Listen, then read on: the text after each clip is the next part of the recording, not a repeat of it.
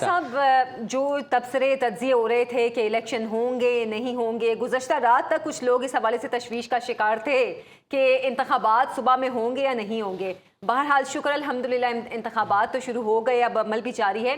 एक चीज़ जो हमने देखी है, कराची में भी देखी, कुछ दूसरे शहरों में भी देखी, एक तो पोलिंग का अमला ताख़ीर से पहुंचा और दूसरा वो जो बैलेट बॉक्सेस थे उनके मामले में भी बदनज़मी हमने देखी।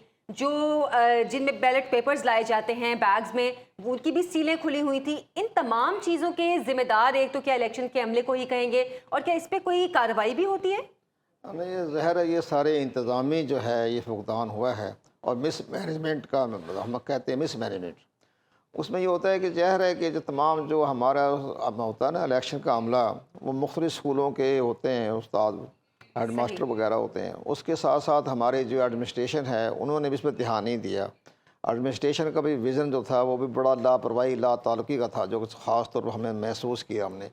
तो आज भी मैंने कोई 10 के 11-12 के लगभग मैंने पोलिंग स्टेशन अपने as a election commission Pakistan के अपने एक सरबराह होने की हैसियत से मैंने विजिट किया, साबका सरबराह होने की हैसियत से, नॉट गवर्नमेंट पंजाब की हैसियत से नहीं किया मैंने।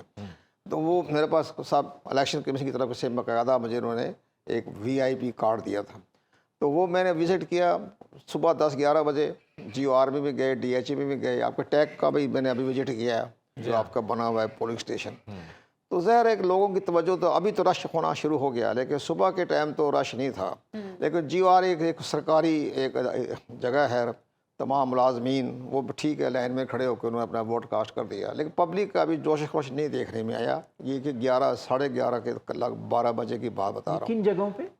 ये तमाम DHE के 4-5 जगह देखी मैंने। अच्छा। क्योरी ग्राउंड का देखा, इसी सारा तो हाथ से मैंने बाहर से सब जाने वाले थे ज़ाहिर है, तो इतना दो नहीं था। लेकिन जैसे कि आप फरमा रहे हैं नवाज शरीफ साहब का, ठीक है जो मर्ज़ी आप स्टेटमेंट जारी करें, सबसे बड़ी अहम बात यह है कि अगर इन्होंने अपनी मेजॉरिटी मिलना बहुत मुश्किल काम है, यानी सिंपल मेजॉरिटी लेना बहुत मुश्किल काम है। वो इसलिए कि अगर उन्होंने छोटी छोटी जमातें हैं, लबैक पार्टी होगी 4-5 वो भी तंजीमें लेंगे, इस्तेहकाम पार्टी है वो भी लेंगे, उससे सबसे मिलकर 8-10 पार्टियाँ मिलकर इन्होंने अपनी मेजॉरिटी 170 शो कर दी, तो फिर लीडर ऑफ द हाउस बन जाएगा। लेकिन उसका वही हाशिर होगा जब ये इमरान खान की हुकूमत ख़त्म होने के बाद जो गवर्नमेंट बनी थी इत्तेहादी जमातों की, उसमें 80 वज़ीर थे आप, बल्कि 120 थे, मुशीर भी साथ ही थे, सारे एडवाइज़र स्पेशल असिस्टेंट लगा कर पूरी तादाद गिरे तो 85 बनते थे।